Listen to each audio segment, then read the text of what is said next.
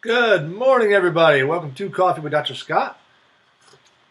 At a new time today. For those of you following me or normally watch me at 7 a.m. Good morning, everybody. I do it every time. I apologize. I'm a couple hours different today at 9 a.m., but it is 7 a.m. where I am. Excuse me. I'm out here in Seattle today. And every time, all my clients will tell you that I don't do time zones. Like, I don't even get them. When I travel over time zones, I just completely forget everything. So I scheduled this last week knowing I was going to be in Seattle, but not processing that meant 5 a.m. here. And last night I had a thought that maybe I'd get up at 4:30 and come show my dedication to you and do the show at 5 a.m. And then as I laid in bed, I'm like, nah. So I changed the time. I guess I'm not that dedicated to you. But here I am still at 7 a.m., so I guess there is some dedication. Let's see here, making sure everything's all right. Another thing, when I'm on the road, like, it's not that I don't like doing the show, because I always love doing the show. It's that the show gets a lot harder than it is when I'm in my studio and everything's set up and I just push buttons. Getting everything set up in the hotel room, first of all, I hate hotel room lighting. There's never any white light. It's always this yellow light. I never know where to angle it, because I certainly don't want to show you the beds. That's kind of provocative. So I would love to show you a beautiful scene of Seattle on some high-rise hotel, but no, I'm at the Holiday Inn Express. So nothing fancy, and there's no great view, and it's not even light here at 7 a.m., which I think is weird back home. Anyways, too much about that. Today we're going to be getting into some more of the staff behaviors. We've been talking about staff the last couple of weeks. Last week we talked about job component averaging, or figuring out what it takes for each job in order to, time-wise, to make sure your staff's being productive. Today I want to talk about the productivity of your staff based on their behaviors. So I'm going to give you 8 criteria. See that? 8 criteria, 8 areas of evaluation for your staff behavior. Things that you should look at as a positive or negative. Now, as I go here, I'm also realizing that I haven't tested out this computer. It's a new computer. It's actually an old computer, refurbished, for sound and all that. Sounds like it's okay to me on my iPad over here. So if there's any problems with video or sound, please let me know, because, again, I have not tested this out. Just going live in Seattle. So we're going to talk about staff behavior. Before we get there, I want to talk a little bit about, let's see if I can do that again. There we go. A little bit about a video that I released earlier this week. I actually had 2 other things I want to talk about really quickly this week. One is a video I released this week for our Secrets of High Performing Chiropractors series, where I talked about ignore conventional methods. I got some feedback on that, so I want to share it with you real quick. Also, during an evaluation here, I'm out in Seattle because I'm out on tour. Yesterday I was out in Idaho. Came all the way through Washington. Today I'm in Seattle, and then I'm actually heading up to Vancouver, British Columbia, which is not part of my tour. That's just for fun. But I was evaluating a chiropractor who had seen my video, and we were talking about some similar things. So when I talk about ignore conventional methods, people are kind of like, oh, what does that mean? Well, too often, especially in chiropractic, we start looking around at what everyone else is doing. And we think that person who's successful, that this is the thing that made them successful, so we're going to do that thing. And I would advise you against that. I would also advise you against continuing doing the same thing that made you successful. What? That doesn't make sense. Like, if that made me successful, why wouldn't I do more of it? Well, the point here is that the things that got you to the level you're at are not the things that will get you to the next level. And every doc that calls me wants to go to the next level, whatever that means for them. And they think that because they did these things that got them here, that if they just do those same things faster, harder, that they'll, if they do twice as much of that, they'll get twice the results. That's not necessarily true. There's definitely diminishing results in these categories. So what I want you to do is start to look for unconventional thinking. Look for things that you haven't tried before. Try something different. Look for ways to take a different approach to the things that you're doing. It really does not matter how well you do something if it's the wrong thing to do. So if you're continuing to bump your head against the wall, doing the thing that you've always done because it got you certain results, but it's not getting you the results you want now, you got to try something different.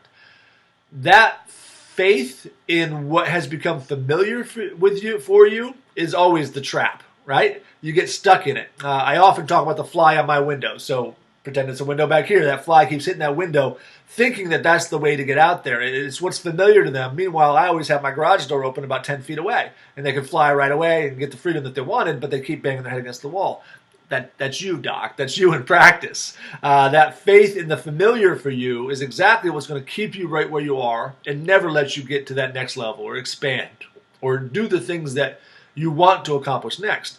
And I've seen it in my experience so often that it could be 5 years, Doc. It could be 10 years. I've seen doctors been doing it for 15 to 20 years.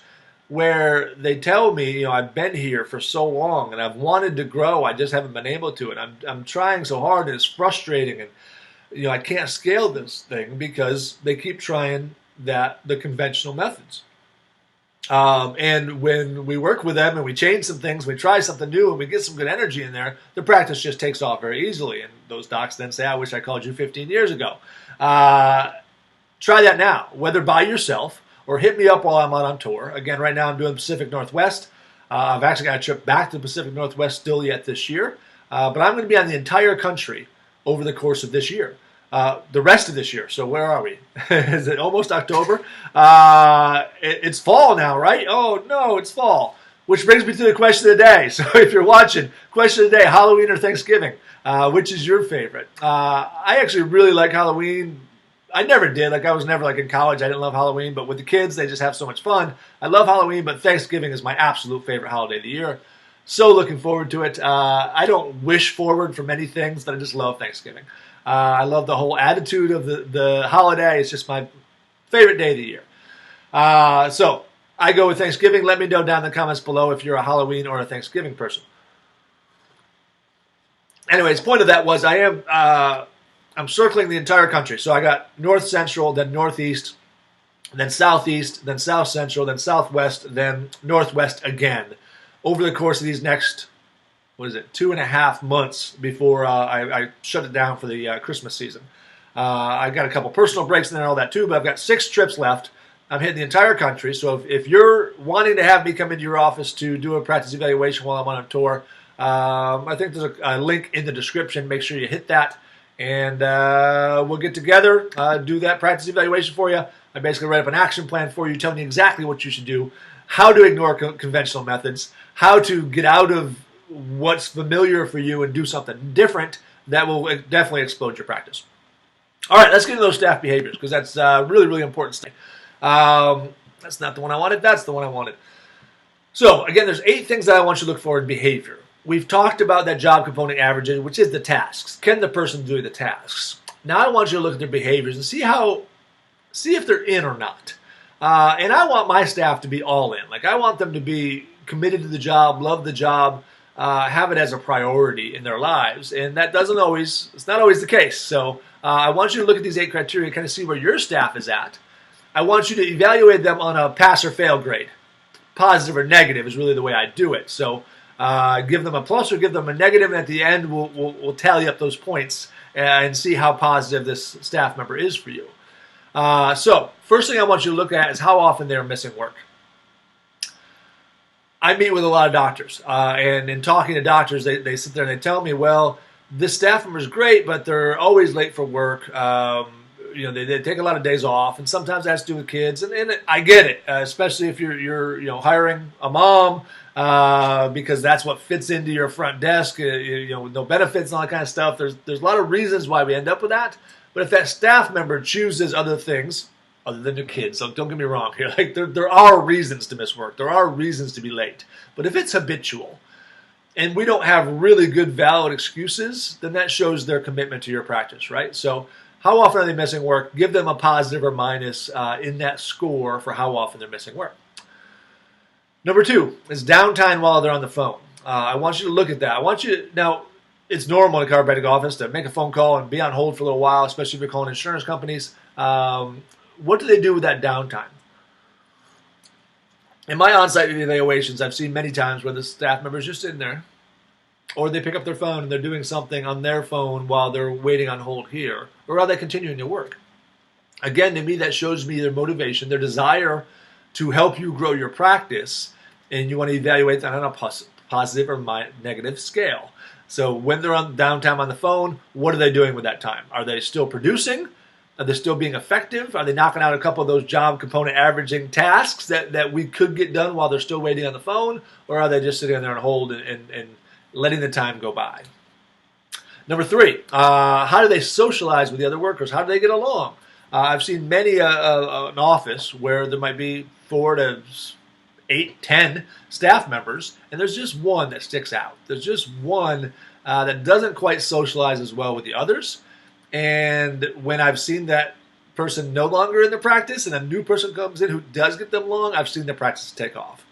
When there's that energy around that one person who doesn't socialize well with others, doesn't play well in the sandbox, if you will, then none of the staff is very productive. We want to make sure that they get along and we create a good team, not just a group of good individuals. So that one person we're talking about, give them a positive or minus on how well they socialize with others. The next category I talk about is what I call workflow gridlock. So when everything comes to a halt and there's something wrong, something goes wrong, are they passing the buck? Are they passing the blame? Or are they stepping up and saying, hey, I'll get this done for you, instead of passing it to somebody else and trying to get someone else to do it? Or do they accept that task? Whatever that task might be that, again, is stopping people, it's not getting done. Are they the ones like, I'll get it done? If they are, give them a positive, obviously. If they start to avoid that or they recommend it to somebody else, then that would be a negative in this situation. Number 5 is how they react to interruptions. Whether that be other staff members coming to them, especially if they're an office manager and talking to them, are they continuing to get their work done, or do they get distracted, go off, handle something else, come back, sit down, and never get back to that work that they were supposed to do?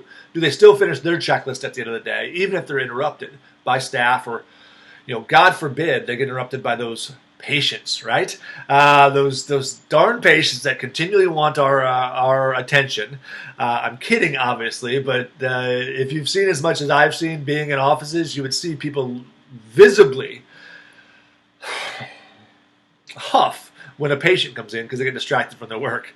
We don't want that. We want them to be able to get distracted by patients and then get right back to work. So how do they handle those interruptions in their day? Number 6 is, are they proactive in asking for work? And what I'm saying there is kind of obvious. In the time that they feel like they're not being as productive as they can be, do they go ask for another project? Do they ask for another task? Do they ask if anything needs to get done and then help you get those things done? Do they assist you or the office in doing tasks that are getting dropped somewhere else? So again, if all their tasks are caught up and there's no patients in the office, are they looking for things to do, or again, are they pulling their phone out from underneath the computer and checking Facebook? I know, it's Instagram now. I'm sorry. Number 7, how are minor problems handled? This is the one that had always frustrated me, is when someone comes to you with a minor problem. I always gave my staff a $200 pass, I guess I'd say. If it cost less than $200 to fix this problem, I just wanted them to deal with it. I don't want them to bring it to me. I don't want them to distract me, who obviously I need to go produce as a chiropractor, and you should be the same way. I didn't want them to distract me, so I wanted them to solve that problem. It doesn't always work in single doctor offices. So how do they handle minor problems? Do they come run into you like it's the worst thing in the world, over-dramatizing the problem and cause an interruption in the office?